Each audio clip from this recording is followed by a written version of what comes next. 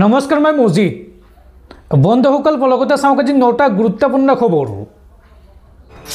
প্ৰথমটো খবৰ, সাৱধান দেশবাসী, म्यानमारতকৈ ভয়ংকৰ ভূমিকম্প হ'ব ভাৰতবৰ্ষত। যিকোনো মুহূৰ্তত আহিব পাৰে বিনাশকাৰী ভূমিকম্প আৰু দুটাকৈ ভাগত ভাঙিব পাৰে ভাৰতৰ ভূপৃষ্ঠৰ প্লেট, যাৰ পৰিপ্ৰেক্ষিতত দুভাগত বিভক্ত হৈ পৰিব পাৰে ভাৰতবৰ্ষ। দুটাকৈ ভাগত ভাঙিব পাৰে ভাৰতৰ ভূপৃষ্ঠৰ প্লেট, দুটা অংশ ফাটিব ধৰিছে ভাৰতৰ ভূপৃষ্ঠ। ভূবিজ্ঞানীৰ মতে দুটা ভাগত ভাঙিব পাৰে ভাৰতৰ ভূপৃষ্ঠৰ প্লেট আৰু যিকোনো মুহূৰ্তত ভাৰতত আহিব পাৰে বিনাশকাৰী ভূমিকম্প। এটা অংশ বহি যাব পাৰে ভূপৃষ্ঠৰ বহু তললৈ আৰু ইয়াৰ লগে লগে সলনি হৈ পৰিব পাৰে দুটাকৈ অংশৰ আকৃতি। এই গৱেষণা কৰিছে আমেৰিকান জিঅ'ফিজিকেল ইউনিয়নে। আমেৰিকান জিঅ'ফিজিকেল ইউনিয়নৰ মতে দুটা ভাগত বিভক্ত হৈ পৰিব ভাৰতীয় ভূপৃষ্ঠৰ প্লেট, যাৰ বাবে চিৰদিনৰ বাবে সলনি হৈ পৰিব এলেকাটোৰ আকৃতি। আৰু এই গৱেষণাৰ মতে ইউৰেছিয়ান প্লেটৰ সৈতে খুন্দা মাৰি আছে ভাৰতীয় প্লেট ডেলিমিনেশ্যন প্লেটে। প্ৰায় 60 লাখ বছৰৰ পৰা এই কাৰ্য হৈ আহিছে বুলি তথ্য প্ৰকাশ পাইছে আৰু এই প্ৰক্ৰিয়াৰ বাবে প্লেটৰ ঘনত্ব থকা অংশ ভূগৰ্ভত ক্ৰমাৎ সোমাই পৰিছে, যাৰ বাবে প্লেটৰ ভিতৰ ভাগত ফাট মেলিবলৈ আৰম্ভ কৰিছে আৰু এই এলেকাসমূহত ভূমিকম্প হোৱাৰ প্ৰবল সম্ভাৱনা থাকে। ডেলিমিনেশ্যন প্ৰক্ৰিয়াৰ বাবে সেই এলেকাটোত বাৰম্বাৰ ভয়াৱহ ভূমিকম্প আহিব পাৰে আৰু দুটা অংশত প্লেটছ বিভক্ত হোৱাৰ এয়া প্ৰথমটো প্ৰাৰম্ভিক সংকেত আৰু এই বিষয়ৰ ওপৰত আৰু অধ্যয়নৰ প্ৰয়োজন আছে বুলি ভাষ্য বিজ্ঞানীসকলৰ। ৱাকফ সংশোধনী আইনৰ বিৰুদ্ধে এইবাৰ অসমত ভয়ংকৰ প্ৰতিবাদ। ৱাকফ আইন বাতিলৰ দাবীত উত্তাল হৈ পৰিছে বৰাক উপত্যকা। আৰক্ষী আৰু প্ৰতিবাদকাৰীৰ মাজত খেদাখেদি, ৰাজপথতে হৈ পৰিছে একাংশ প্ৰতিবাদকাৰী। হাতত কলা পতাকালৈ প্ৰতিবাদ কৰিছে শ শ মুছলমানে। ৱাকফ আইনৰ বিৰুদ্ধে উত্তাল হৈ পৰিছে বৰাক উপত্যকা আৰু পৰিস্থিতি নিয়ন্ত্ৰণৰ বাবে মোতায়েন কৰা হৈছে বহু আৰক্ষী। হাতত কলা পতাকালৈ বৰাকৰ ৰাজপথত শ শ মুছলমান আৰু ৰাজপথত হৈ পৰিছে একাংশ প্ৰতিবাদকাৰী। ৱাকফ আইনৰ বিৰুদ্ধে উত্তাল হৈ পৰিছে বৰাক উপত্যকা। গুৱাহাটীত পুনৰ ভয়ংকৰ ঘটনা। এইবাৰ শক্তিপীঠ কামাখ্যা ধামত ভয়ংকৰ ঘটনা। কামাখ্যা সৌভাগ্য কুণ্ডত উদ্ধাৰ হৈছে এগৰাকী পাণ্ডাৰ মৃতদেহ আৰু জীৱন শেষ হৈ যোৱা পাণ্ডাজন হৈছে হিমু শৰ্মা। ঘটনা সন্দৰ্ভত গুৱাহাটী মহানগৰ আৰক্ষী আৰম্ভ কৰিছে তদন্ত। দৰ্শকসকল আৰু বহুতো গুৰুত্বপূৰ্ণ খবৰ আছে। তাৰ আগতে আপোনাক জনাওঁ যে যদি আপুনি এতিয়ালৈকে এইটো ভিডিঅ'ত লাইক কৰা নাই তেন্তে এতিয়াই ভিডিঅ'টোত লাইক কৰি দিয়ক আৰু এনেকুৱা ধৰণৰ ভিডিঅ'সমূহ নিতৌ চাবলৈ চেনেলটো ছাবস্ক্ৰাইব কৰি কাষত থকা বেলাইকনটো প্ৰেছ কৰি ৰাখক। প্ৰতিবাদকাৰীৰ বিৰুদ্ধে পুনৰ কঠোৰ হৈছে মুখ্যমন্ত্ৰী ডক্টৰ হিমন্ত বিশ্ব শৰ্মা। মুখ্যমন্ত্ৰীগৰাকীয়ে এই সন্দৰ্ভত কয় যে প্ৰতিবাদ কৰাত আমাৰ একো আপত্তি নাই, কিন্তু আইন হাতত তুলি ল'লে পৰিস্থিতি বেয়াৰ ফালে যায়। অসম এতিয়া শান্তিপূৰ্ণ ঠাই, গতিকে ইয়াত ৰাইজে প্ৰতিবাদ কৰাটো ভাল নাপায়। এই মন্তব্য মুখ্যমন্ত্ৰী হিমন্ত বিশ্ব শৰ্মাৰ। ৱাকফ আইনক লৈ ৰাজ্যৰ বিভিন্ন প্ৰান্তত অব্যাহত আছে তীব্ৰ প্ৰতিবাদ আৰু দেওবাৰে শিলচৰত প্ৰতিবাদৰ মাজতে সৃষ্টি হৈছিল ভয়ানক পৰিস্থিতিৰ। শিলচৰত হোৱা প্ৰতিবাদক লৈ মুছলমান প্ৰতিবাদকাৰীক সকিয়নি মুখ্যমন্ত্ৰী ডক্টৰ হিমন্ত বিশ্ব শৰ্মাৰ। মুখ্যমন্ত্ৰীগৰাকীয়ে এই সন্দৰ্ভত কয় যে প্ৰতিবাদ কৰাত আমাৰ একো আপত্তি নাই, কিন্তু আইন হাতত তুলি ল'লে পৰিস্থিতি বেয়াৰ ফালে যায়। অসম এতিয়া শান্তিপূৰ্ণ ঠাই, ৰাজপথলৈ প্ৰতিবাদ কৰিবলৈ ওলাই আহিলে মানুহে বেয়া পায়। প্ৰতিবাদ আৰু স্মাৰক পত্ৰ দিয়াত কোনো আপত্তি নাই, কিন্তু আইন হাতত তুলি নল'ব। প্ৰতিবাদকাৰীসকলক উদ্দেশ্যি এই মন্তব্য ৰাজ্যৰ মুখ্যমন্ত্ৰী হিমন্ত বিশ্ব শৰ্মাৰ। অন্ধ্ৰপ্ৰদেশত সংঘটিত হৈছে দেশ জোকাৰি যোৱা ভয়ংকৰ বিস্ফোৰণৰ ঘটনা। এই ভয়ংকৰ বিস্ফোৰণত 8জনকৈ শ্ৰমিকৰ থিতাতে মৃত্যু হৈছে। লগতে এই ঘটনাত গুৰুতৰভাৱে আহত হৈছে আন কেইবাজনো শ্ৰমিক। দেশ জোকাৰি যোৱা আন এক ভয়ংকৰ বিস্ফোৰণৰ ঘটনা। এই বিস্ফোৰণত 8জনকৈ শ্ৰমিকৰ কৰুণ মৃত্যুৰ খবৰ আহিছে। এই ঘটনাত গুৰুতৰভাৱে আহত হৈছে আন কেইবাজনো শ্ৰমিক। মৃতকৰ সংখ্যা আৰু অধিক বৃদ্ধি পোৱাৰ সম্ভাৱনা আছে। উদ্ধাৰকাৰী দলে এই পৰ্যন্ত অব্যাহত ৰাখিছে উদ্ধাৰ অভিযান।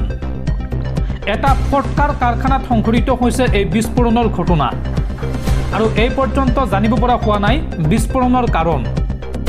অন্ধ্ৰপ্ৰদেশৰ অংকপল্লী জিলাত সংঘটিত হৈছে এই ঘটনা। অন্ধ্ৰপ্ৰদেশ চৰকাৰে ইতিমধ্যে মৃত আৰু আঘাতপ্ৰাপ্তসকলক আৰ্থিক সাহায্য প্ৰদানৰ আশ্বাস দিছে। উল্লেখযোগ্য যে পূৰ্বে মধ্যপ্ৰদেশ আৰু গুজৰাটতো সংঘটিত হৈছিল অনুৰূপ ঘটনা। সাৱধান ৰাজ্যবাসী, ৰাজ্যত পুনৰ বতৰ ল'ব কালৰূপ। আগন্তুক 4 দিনলৈ ৰাজ্যত হ'ব মুখলধাৰ বৰষুণ আৰু প্ৰতি ঘণ্টাত 50 কিলোমিটাৰ বেগেৰে বলিব বতাহ। আৰু এই সন্দৰ্ভত ৰাজ্যৰ 26খনকৈ জিলাত হাই এলাৰ্ট জাৰি বতৰ বিজ্ঞান কেন্দ্ৰৰ। ৰাজ্যত পুনৰ ভয়ংকৰ পথ দুৰ্ঘটনা। এইবাৰ তীব্ৰবেগী বাছে প্ৰাণ কাঢ়িলে এগৰাকী যুৱতীৰ। স্কুটি বাছৰ সংঘৰ্ষত মৃত্যু হৈছে এগৰাকী চিকিৎসক যুৱতীৰ। শুকুৰবাৰে গুৱাহাটীৰ বৰঝাৰত এক ভয়ংকৰ পথ দুৰ্ঘটনাত কৰুণ মৃত্যু হয় নীলাক্ষী বৰা নামৰ এইগৰাকী যুৱতীৰ। দুৰ্ঘটনাৰ পিছত যুৱতীগৰাকীক চিকিৎসালয়ত ভৰ্তি কৰোৱা হয় যদিও চিকিৎসকে মৃত ঘোষণা কৰে। উল্লেখযোগ্য যে বংকুৱাল উপস্বাস্থ্য কেন্দ্ৰৰ সামূহিক স্বাস্থ্য বিষয়া হিচাপে কৰ্মৰত আছিল এই যুৱতীগৰাকী।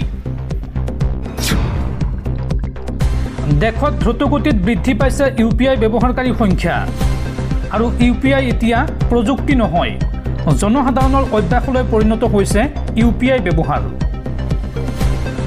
দেশত শেহতীয়াকৈ অতিবাদ গতিত বাঢ়িছে ডিজিটেল লেনদেন। এক সমীক্ষাত পোহৰলৈ আহিছে দেশত প্ৰায় সংখ্যকে এতিয়া নগদ ধনতকৈ অনলাইনৰ জৰিয়তেহে লেনদেন কৰি বেছি সুবিধা অনুভৱ কৰে। আৰু যোৱা শুকুৰবাৰে foundation for interoperability in digital ইকনমিৰ CEO আৰু সহ প্ৰতিষ্ঠাপক সুজিত নায়াৰে এই সন্দৰ্ভত কয় যে UPI এতিয়া আৰু প্ৰযুক্তি নহয়, ই জনসাধাৰণৰ অভ্যাসত পৰিণত হৈছে। সাৱধান বিশ্ববাসী, বিশ্বত পুনৰ আহিব আন এক মহামাৰী। যিকোনো মুহূৰ্তত বিশ্বত আহিব পাৰে আন এক মহামাৰী। কোভিডৰ ক্ষতস্থান পূৰণ হোৱাৰ পূৰ্বেই বিশ্ববাসীক আকৌ অশনি সংকেত দিলে বিশ্ব স্বাস্থ্য সংস্থা, চমুকৈ WHO-এ। কোভিড মহামাৰীৰ বিধ্বংসী প্ৰভাৱ আজিও আছে সমগ্ৰ বিশ্বত। সেই ক্ষতস্থান এতিয়াও সম্পূৰ্ণ মেৰামতি হোৱা নাই। 2020 চনৰ পৰা 2025 অৰ্থাৎ 4 বছৰ সম্পূৰ্ণ হৈছে এই মহামাৰীৰ, কিন্তু আজি কোভিড মহামাৰীৰ প্ৰভাৱ সম্পূৰ্ণ শেষ হোৱা নাই বিশ্বত। ইয়াৰ মাজতে আকৌ মহামাৰীক লৈ অশনি সংকেত দিছে বিশ্ব স্বাস্থ্য সংস্থা, চমুকৈ WHO-ই। WHO-ৰ প্ৰধান টেড্ৰছ আদানম গেব্ৰিয়েছুছে এই সন্দৰ্ভত জনাইছে যে আৰু এটা মহামাৰী আহিব বিশ্বত, এয়া অনিবাৰ্য। যিকোনো সময়ত আহিব পাৰে এই মহামাৰী। WHO-ৰ প্ৰধান টেড্ৰছ আদানম গেব্ৰিয়েছুছে জনাইছে যে পৰৱৰ্তী মহামাৰী 2 এদিনৰ ভিতৰতো আহিব পাৰে অথবা 20 বছৰৰ পাছতো আহিব পাৰে, কিন্তু আহিব যে সেয়া নিশ্চিত। পৰৱৰ্তী মহামাৰীৰ পৰিস্থিতি শান্ত হোৱাৰ অপেক্ষা কৰিবলৈ মানুহৰ সংখ্যাও আকৌ কমি যাব। WHO-ৰ প্ৰধানৰ এই মন্তব্যৰ পিছতেই এতিয়া বিশ্বজুৰি সৃষ্টি হৈছে আলোড়নৰ। এই সন্দৰ্ভত এক বৈঠকত বিশ্ব স্বাস্থ্য সংস্থা, চমুকৈ WHO-ৰ প্ৰধান সচিবে কয় যে পৰৱৰ্তী মহামাৰীৰ এক তাত্ত্বিক সম্ভাৱনা নহয়, বৈজ্ঞানিক দৃষ্টিভংগীৰে এই তথ্য দিয়া হৈছে। দেশসমূহে অবিলম্বে এই আসন্ন চেলেঞ্জ মোকাবিলাৰ বাবে প্ৰস্তুত হৈ থাকক। WHO প্ৰধানে লগতে কয় যে আপোনালোকে দেখিছে COVID-19 মহামাৰীয়ে কি কৰিছে। অফিচিয়েল তথ্য অনুসৰি 7 মিলিয়ন মানুহৰ মৃত্যু হৈছে, কিন্তু আমি অনুমান কৰোঁ এই হিচাপ প্ৰকৃততে 20 মিলিয়নতকৈও কম নহয়। মানৱিক ক্ষতিৰ উপৰিও বিশ্বৰ অৰ্থনীতিৰ ক্ষতি হৈছে $10 ট্ৰিলিয়ন। তেওঁৰ মত যে পৰৱৰ্তী মহামাৰী অহাৰ পূৰ্বে এক মহামাৰী চুক্তিৰ প্ৰয়োজন। এই ধৰণৰ চুক্তিয়ে বিশ্বব্যাপী চৰকাৰসমূহক মহামাৰীৰ বাবে প্ৰস্তুতি আৰু মোকাবিলাৰ বাবে এজনে আনজনক সহায় সহযোগিতা কৰাৰ বাবে প্ৰতিশ্ৰুতিবদ্ধ কৰিব। এই চুক্তিৰ মাধ্যমেৰে জাতীয় সাৰ্বভৌমত্বক সন্মান কৰি অৰ্থনৈতিক অৱস্থা নিৰ্বিশেষে সকলো জাতিৰ বাবে সুযোগ সুবিধা নিশ্চিত কৰা উচিত। এই মন্তব্য কৰিছে বিশ্ব স্বাস্থ্য সংস্থাৰ প্ৰধান সচিব টেড্ৰছ আধানম গেব্ৰিয়েছুছে। মধ্যপ্ৰাচ্যৰ যুদ্ধক লৈ আন এক ডাঙৰ খবৰ। এতিয়া হামাছে ল'ব যুদ্ধবিৰতি আৰু এই সন্দৰ্ভত ইজৰাইলক হামাছে বান্ধি দিলে কেইবাটাও চৰ্ত। পেলেষ্টাইনৰ মুছলমানক চিৰকালৰ বাবে দুখ দিব নোৱাৰিব ইজৰাইলে, গাজাবাসীক স্বাধীনতা দিব লাগিব। এইদৰে কেইবাটাও চৰ্ত বান্ধি দিছে ইজৰাইলক হামাছে। ইজৰাইলক হামাছে বান্ধি দিলে কেইবাটাও চৰ্ত। পেলেষ্টাইনিক চিৰকালৰ বাবে দুখ দিব নোৱাৰিব, স্থায়ীভাৱে ইজৰাইলে বন্ধ কৰিব লাগিব যুদ্ধ, আৰু ভৱিষ্যতে গাজাৰ ওপৰত আক্ৰমণ নহয় বুলি দিব লাগিব গেৰাণ্টি। গাজাৰ পৰা সকলো ইজৰাইলী সেনা ঘূৰাই নিব লাগিব। পেলেষ্টাইনীৰ দুখৰ অন্ত চিৰকালৰ বাবে নোহোৱা হ'ব লাগিব। দুয়োপক্ষই এৰিব লাগিব সকলো বন্দী। মিছৰ কাইৰত উপস্থিত হামাছৰ এটা প্ৰতিনিধিৰ দল, আৰু হামাছৰ প্ৰতিনিধিয়ে কাটাৰ আৰু মিছৰৰ মধ্যস্থতাত আলোচনা কৰিব এই চৰ্তসমূহ, আৰু এই চৰ্তসমূহ ইজৰাইলে মানি ল'লে হামাছে যুদ্ধ বন্ধ কৰিবলৈ সন্মত আছে বুলি প্ৰকাশ কৰিছে।